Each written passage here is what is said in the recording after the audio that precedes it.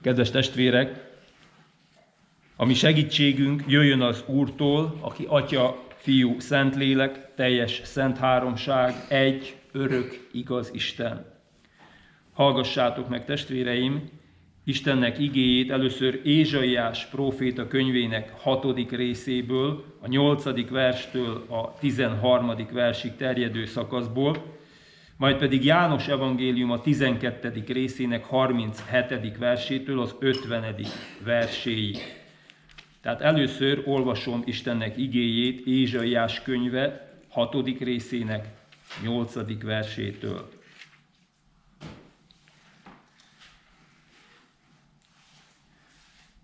Majd az Úr szavát hallottam, aki ezt mondta: kit küldjek el?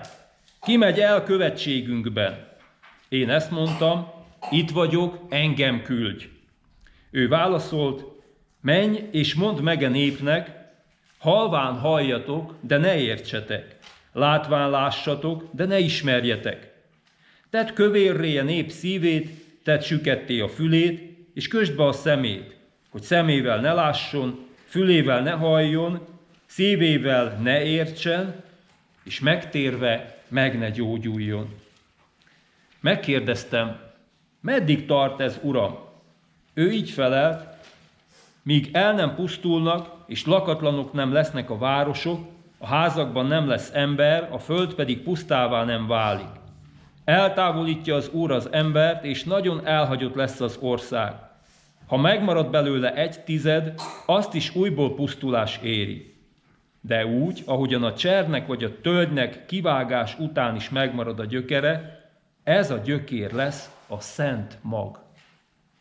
Ez a gyökér lesz a szent mag.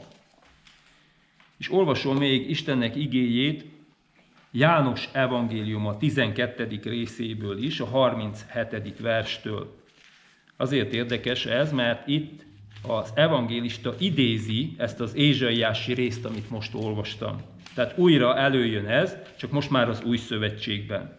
János evangéliuma 12. részének 37. versétől. Noha ennyi jelt tett előttük, mégsem hittek benne, hogy beteljesedjék Ézsaiás próféta szava, amely így hangzik: Uram, ki hitt a mi beszédünknek, és az Úr karjának ereje kielőtt lett nyilvánvalóvá. Azért nem tudtak hinni, mert Ézsaiás ezt is mondta: megvakította a szemüket, és megkeményítette a szívüket, hogy szemükkel ne lássanak, és szívükkel ne értsenek, hogy meg ne térjenek, és meg ne gyógyítsam őket. Ezeket mondta Ézsaiás, mert látta az ő dicsőségét, és őróla szólt. Mindazáltal a vezetők közül is sokan hittek benne, mégsem vallottak szint a farizeusok miatt, nehogy kizárják őket a zsinagógából, mert többre becsülték az emberektől nyert dicsőséget, mint az Isten dicsőségét. Jézus felemelve a hangját ezt mondta: aki hisz én bennem, az nem én bennem hisz, hanem abban, aki elküldött engem. És aki lát engem, és azt látja, az azt látja, aki elküldött engem. Én világosságul jöttem a világba, hogy aki hisz én bennem, ne maradjon sötétségben. Ha valaki hallja az én beszédeimet, és nem tartja meg azokat, én nem ítélem el azt. Mert nem azért jöttem, hogy elítéljem a világot, hanem azért, hogy megmentsem. Aki elvet engem, és nem fogadja el az én beszédeimet, annak van ítélőbírája. Az az ige, amelyet szóltam, az ítéli el őt az utolsó napon. Mert én nem magamtól szóltam, hanem aki elküldött engem, maga az Atya parancsolta meg nekem, hogy mit mondjak és mit beszéljek. Én pedig tudom, hogy az ő parancsolata örök élet. Amit tehát én mondok, úgy hirdetem, ahogyan az Atya mondta nekem. Isten áldása legyen az ige hallgatásán, befogadásán és megtartásán. Gyertek, imádkozzunk! Drága mennyei édesatyánk, hálát adunk, hogy itt lehetünk és hallhatjuk a te igédet, És még inkább hálát adunk azért, hogy nem csak hallhatjuk a fülünkkel, hanem szívünkbe zárhatjuk azt. Urunk, megvalljuk a Te színed előtt alázattal, hogy nem vagyunk méltók rá, hogy megszólíts minket, hogy foglalkozz velünk, mert bűnös emberek vagyunk. De tudjuk, hogy Te annyira szeretsz, hogy Jézus Krisztust, a Te egyszülöttedet adtad értünk. Az ő keresztjébe fogózva jövünk ma is, alázattal, nyitott szívvel, hogy taníts, hogy formálj, hogy vezess tovább az élet útján. Drága Szentlélek Isten, aki itt vagy velünk, járj át egészen, értesd meg velünk az Úr vezetését. Amen. Foglaljunk helyet.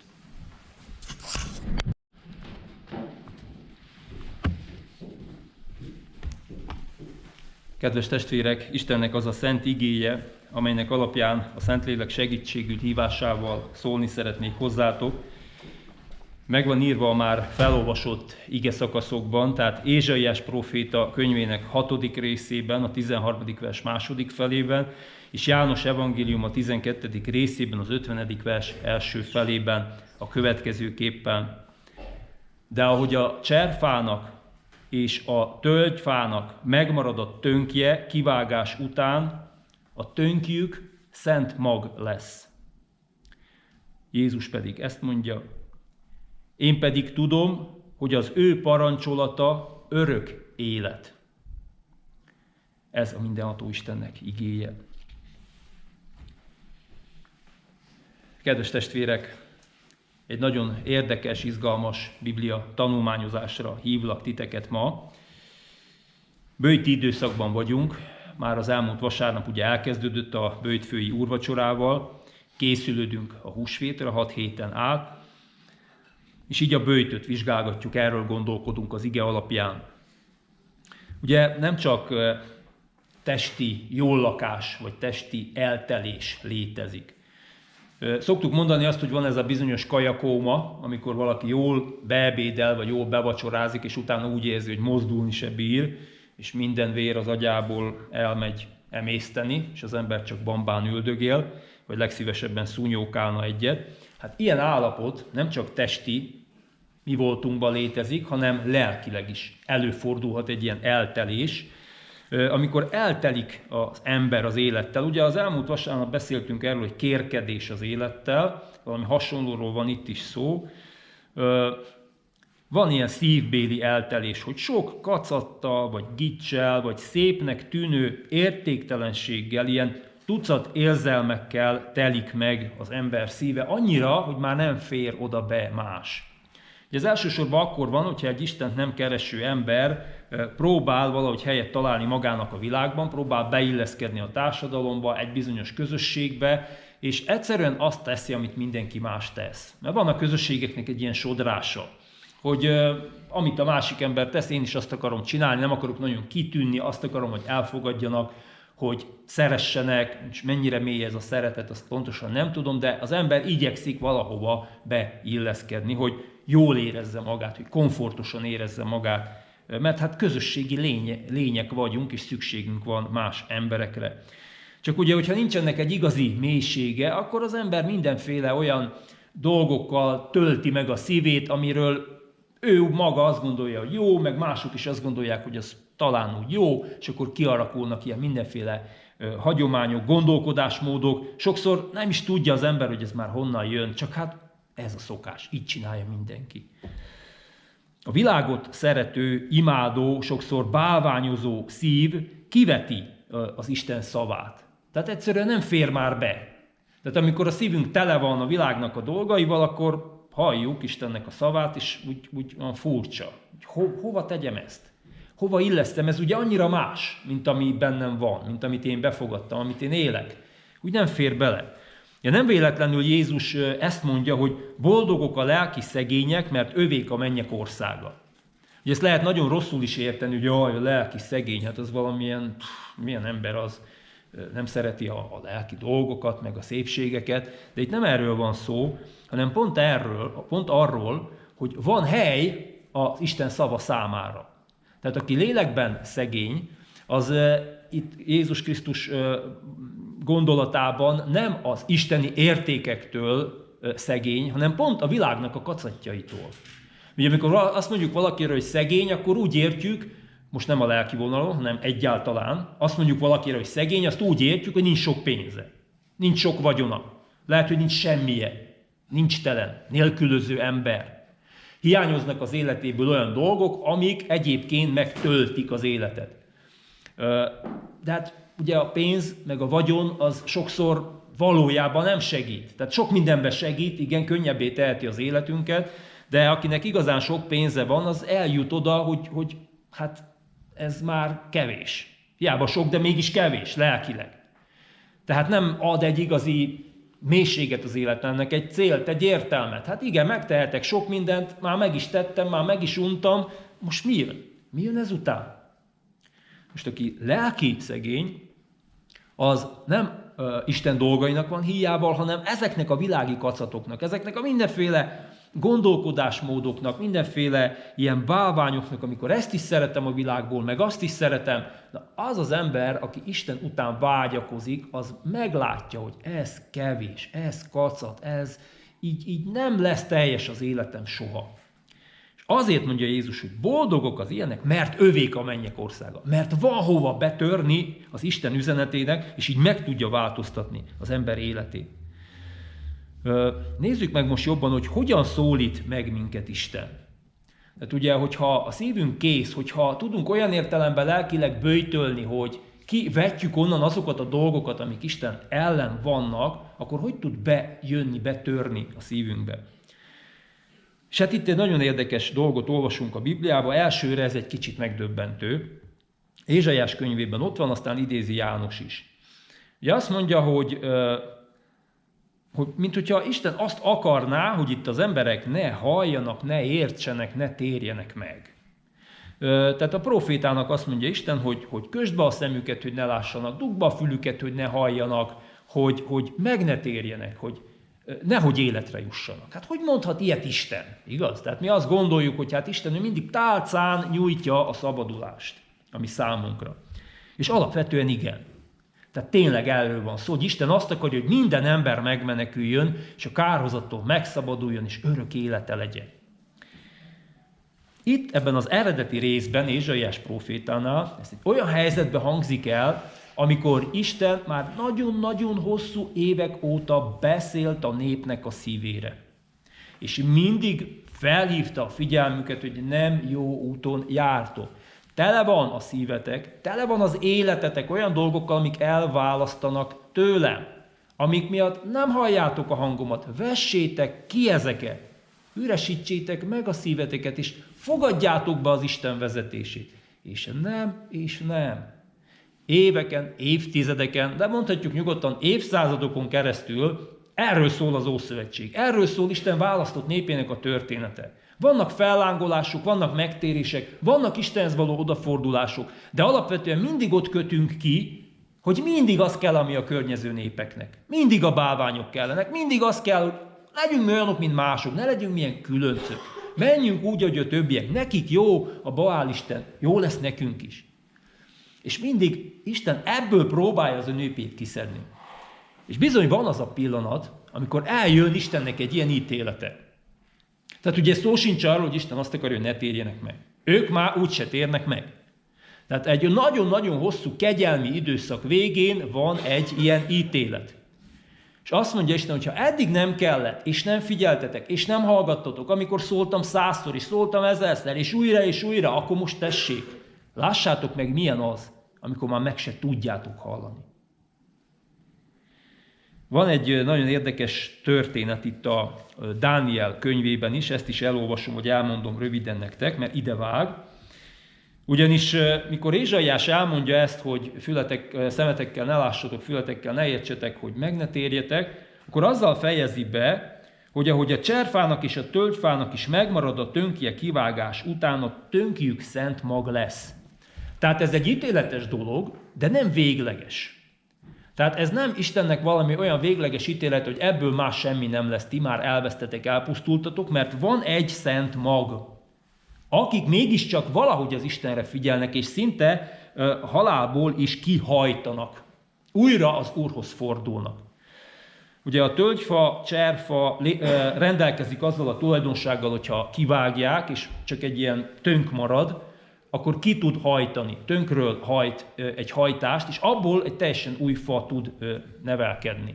Tehát ugye látszólag kivágják olyan, mintha meghalt volna, nincs ott semmi, nincs levél, és ugye a növény életéhez kell a zöld levél, a fotoszintézis, tehát azt gondolnánk, hogy ennek vége, és nincs vége, mert kihajt. És amit Dániel könyvéből hoznék elétek, az Nebukadnecár királynak a története. Ő Babilóniának volt az ura, annak a birodalomnak az uralkodója, ahova Isten fogságba vitte az ő népét, és közöttük volt Dániel próféta is, aki Istennek egy nagyon hűséges embere volt, az Úrral járt, figyelt Isten vezetésére, teljesen átadta neki a szívét, és ezt tudta Nebukadnecár is. És amikor egyszer volt egy nagyon félelmetes és ijesztő álma, látott egy hatalmas nagy fát, amiből az egész világ táplálkozott, ami kiterjedt az egész világra, és a levelei mindenfelé, vagy az ágai mindenfelé elnyúltak, és égi madarak táplálkoztak róla, és a mező vadjai ott hűsöltek az árnyékába, és azt látta az álmában, hogy ezt a fát kivágták, tövig levágták, és úgy nézett ki, hogy elpusztult az egész. És akkor ő elmondta Dánielnek ezt az álmát, és kérte Dánielt, hogy fejtse meg. Dániel pedig nagyon megrémült attól, amit Isten mondott neki erről az álomról, de a király csak bíztatta, hogy hát mondd csak el, és ő bizony elmondta, hogy királyom, ez rólad szól. Ez a te életedről szól, ez veled fog megtörténni. Hogyha nem alázkodsz meg az Isten színe előtt, akkor veled ez lesz, hogy téged ki fognak vágni, el fognak távolítani a hatalomból. Gyakorlatilag azt mondja, hogy meg fogsz őrülni, és 7 éven keresztül, mint egy csavargó, mint egy teljesen szerencsétlen elhagyott ember, akit az esze is elhagyott, a füvet fogod enni a mezőn. De a 7 év letelte után elismered, hogy az Úr az egyetlen szabadító, és visszahelyez a te uralkodásodba. És ezek a kulcsversek ebben a történetben, hogy 12 hónap múlva, tehát ugye elmondja ezt az álomfejtést, Dániel, és hát a király nem veszi ezt túl komolyan. Tehát lehet, hogy úgy elsőre megijed, de úgy elengedte a füle mellett, élte tovább az életét úgy, mint nagy király, aki elsősorban önmagába hitt és a saját hatalmába. És ezt olvassuk. 12 hónap múlva, amikor királyi palotája tetején sétált Babilonban, így szólt a király. Ez az a nagy Babilon, amelyet én építettem, királyi székhelyé, hatalmam teljében, fenségem dicsőítésére. Ugye milyen ismerős ez az emberi hozzáállás? Hány ember visszanéz az életére, ránéz a házára, ránéz a családjára, ránéz a vagyonára, és azt mondja, hogy ezt én szereztem, gyerekek. Ebbe kemény meló van. Ebbe benne van az egész életem. Ezt én építettem. Alig, hogy kimondta a király ezeket a szavakat, egy hang hallatszott az égből, neked szól ez az üzenet, Nebukadnecár király, elvesztetted királyságodat. Száműznek az emberek közül, a mezei vadak közt tanyázol, füvet eszel, mint az ökrök, és 7 időszak múlik el fölötted, amíg el nem ismered, hogy az emberek királyságán a felséges uralkodik, és annak adja, akinek akarja. Érdekes az is, hogy a mai szlengben, legalábbis Magyarországon, vagy lehet, hogy ez már nem is annyira mai szleng, de szokták azt mondani mindenre, hogy ez király. Igaz, ismerős ez a kifejezés. Azt mondjuk, valami nagyon jó, akkor az király. Tehát arra használjuk ezt a király kifejezést, hogy a legjobb dolgot mondjuk. És szokták azt is mondani valakire, hogy király az életed, hogy te vagy az élet császára. Sőt, képzeljétek, van egy kereskedelmi rádió Magyarországon, ahol egy ilyen nagyon népszerű műsorvezető páros működött éveken keresztül, és a rajongó táboruk úgy hívta őket, hogy az istenek. És akkor fel is hívták őket telefonon, így élő adásban, és mondták, hogy vagytok istenek. Tehát annyira rajongtak értük, hogy egyszerűen ezt a kifejezést használták. Nagyon furcsa ez, ugye, amikor így átbillennek a dolgok az emberek életében, és nem az igazi Istent magasztalják, hanem mindenféle emberi dolgot, ami tudjuk, hogy múlandó, és teljesen el fog tűnni. Sokszor az embernek nagyon fontos a pénz, nagyon fontos, hogy ő legyen valaki, hogy érjen el egy bizonyos szintet, hogy azt megmutassa. És ezt lehet nagyon jóra is használni, de el lehet ebben nagyon veszni. És ez egy nagyon nagy figyelmeztetés az ember számára, Mert tényleg 7 évig ez volt a király életében, és utána ezt olvassuk. Most azért én, Nebukadneccár, dicsélem, magasztalom és dicsőítem a mennyei királyt, mert minden tette helyes, eljárása igazságos, és meg tudja alázni azokat, akik kevélyen élnek. Tehát ide ment ki a történet, hogy a 7 év után a király elismerte ezt a dolgot.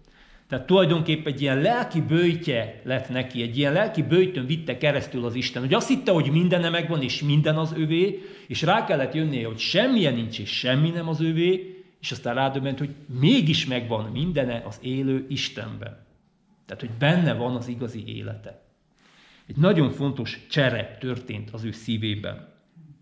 És hogyha most az újszövetségi történethez lépünk, János evangéliumához, akkor ott meg azt olvassuk, hogy szintén János ugye felidézi ezt az ézsaiási dolgot, amit olvastam, hogy ne lássanak, ne halljanak, meg ne gyógyuljanak, meg ne térjenek, és utána azt mondja, hogy jól lehet, a vezetők közül is sokan hittek benne, mégsem vallották meg ezt a farizeusok miatt, nehogy kizárják őket a zsinagógából, mert többre becsülték az emberektől nyert dicsőséget, mint az Isten dicsőségét.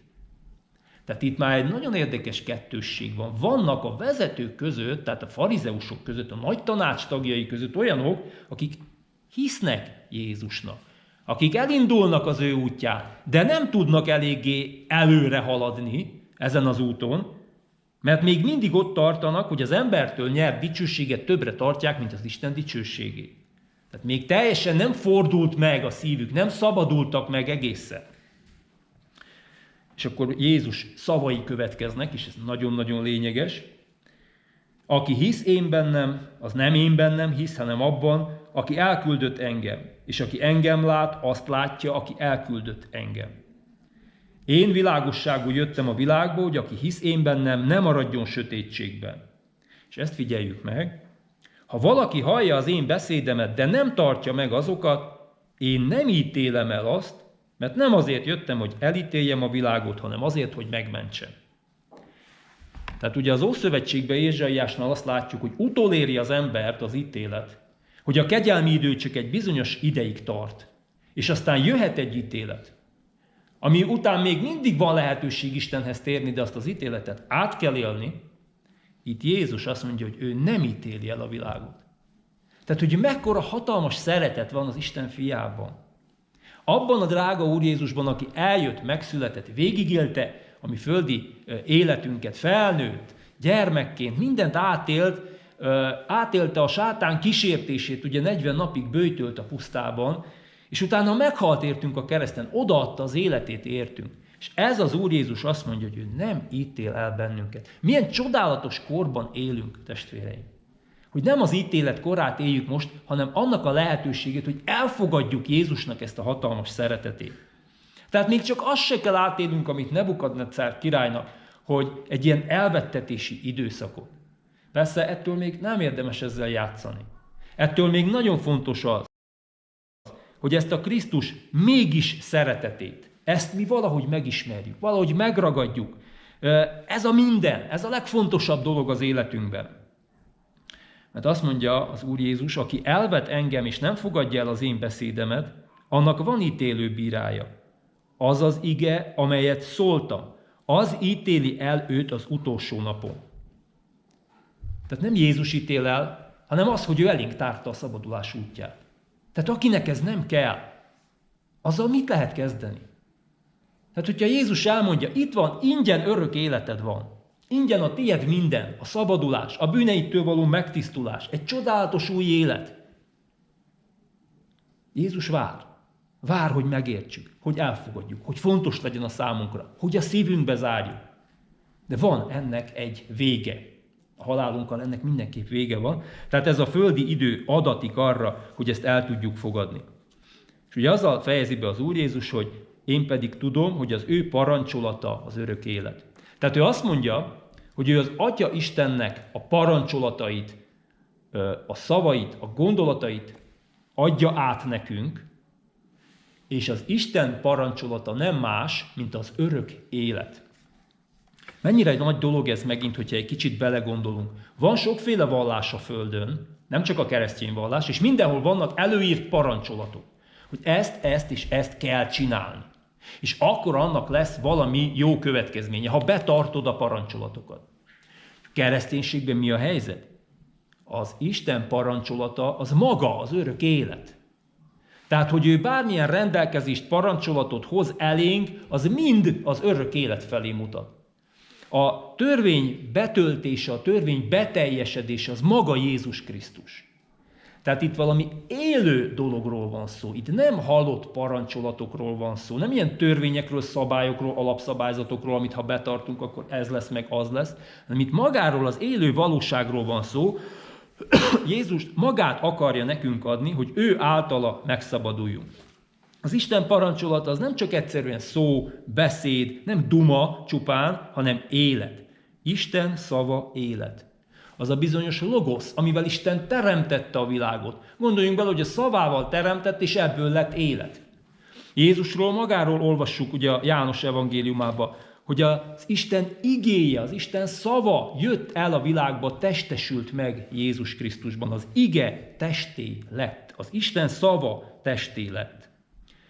Hogyha ezt nem fogadjuk be, hogyha nem élünk, hogyha nem vágunk le, nem dobunk ki magunkból mindent, ami élettelen, hogyha megkeményedünk, hogyha elszáradunk, kivágatunk, mint a tölgyfa, ha levágatunk, mint a szőlővessző, hogyha nem halljuk az Isten szavát, nem értjük őt, hogyha nem élünk az Istennek ezzel az éltető nedvével, ugye, ami a szőlőtőkéből átmegy a szőlővesszőbe, ha nem élünk a Krisztus vérével, ami megmos minket, nem termünk gyümölcsöt, akkor mindent elveszítünk. A böjt ezt is jelenti. Vesszen minden száraz, minden élettelen, de vesszen minden olyan bujazöld dolog is az életünkben, ami egy gyümölcstelen burjánzás. Ugye a terméketlen fügefa, emlékeztek, tele volt levéllel, Jézus mégis azt mondta, hogy száradjon ki, mert az egy fügefa. Hát neki az a dolga, hogy fügét teremjen, nem levelet határtalan mennyiségben. Tehát ezek sem jó dolgok. De a Krisztus vére, az életvize, a Szentlélek tüze táplálhat és éltethet bennünket az örök életre. És ugye azt olvassuk a sok helyen, hogy maga Jézus mondja az Emausi tanítványoknak, milyen rest a szívetek, hogy mindazt elhiggyétek, amit megmondtak a próféták. Aztán van a zsidókhoz írt levélben egy ilyen ige. Ezt mondja az írás, ma, ha az ő szavát halljátok, ne keményítsétek meg a szíveteket. Vagy az Efézusi levélben, jól vigyázzatok tehát, hogyan éltek, ne esztelenül, hanem bölcsen, kihasználva az alkalmas időt, mert az idők gonoszak. Tehát ez mind a három, ez gyönyörű szépen a böjti időszakra mutat. Hogy most teljesen add át a szíved, nyisd meg a szíved. Ha kell ehhez az, hogy ne egyél 1 napig vagy 2 napig, hogy csak az Istenre figyelj, akkor tedd meg azt. Hogyha más kell hozzá, hogyha be kell zárnod a mobiltelefonodat, vagy a tabletedet 1-2 napra, vagy több időre, hogy csak az Istenre figyelj, akkor tedd azt. Hogyha más van, ami elveszi a figyelmedet Istentől, akkor zárd be azt, tedd le azt. Add át magadat teljesen neki, hogy meg tudjon újítani, meg tudjon szabadítani, hogy vezetni tudjon az örök életre. Amen. Imádkozzunk ezért.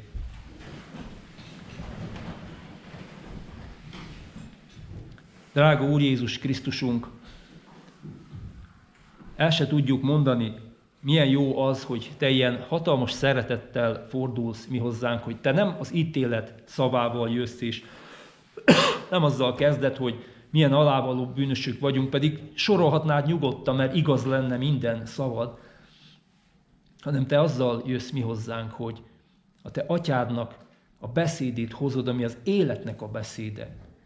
Hogy Te egyszerűen el akarod mondani nekünk, hogy benned van az életünk, hogy Téged kell befogadnunk, veled kell élő személyes kapcsolatra jutnunk, hogy megváltozzon az életünk, hogy megújuljunk egészen, hogy sok kacat, ami nem odavaló, kikerüljön, és olyan új dolgok jöjjenek be, amikről nem is gondoltuk, hogy ezek működnek, hogy ez tényleg valóság, hogy ez nem csak valami templomi beszéd, vagy nem csak prédikáció, hanem tényleg ez tény, hogy meg tudsz újítani, meg tudsz erősíteni, hogy el tudod venni a bűneinket, a nyomorúságainkat, a félelmeinket, az aggodalmainkat, és oda tudod adni azokat a csodálatos ígéreteket, amiknek nagy része, sok része már beteljesedett, és még sok előttünk áll.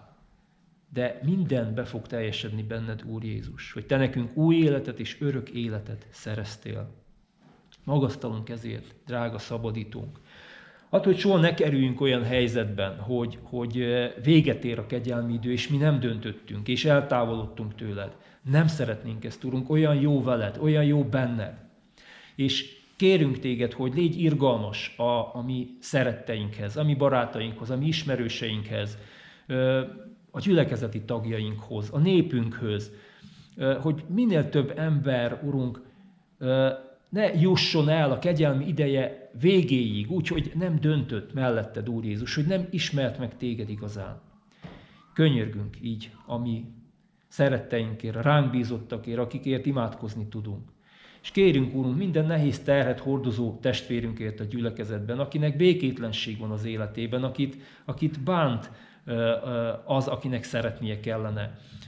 Urunk, neked hatalmad van, hogy az ilyen bántó embereket megállítsd, Uram, és elvedd a kezükből a bántó eszközöket, Urunk, és megáld azt, aki benned van, aki keres téged, aki keresi a szabadulást. És könyörgünk a beteg testvéreinkért is, hogy az őket gyötrő, kínzó, fájdalmak, betegségek, nyomorúságok, azok ne törjék le az ő szívüket, ne eltávolítsanak tőled, hanem megtapasztalják azt benned, hogy milyen hatalmas a te szabadításod, milyen hatalmas vagy te nekünk.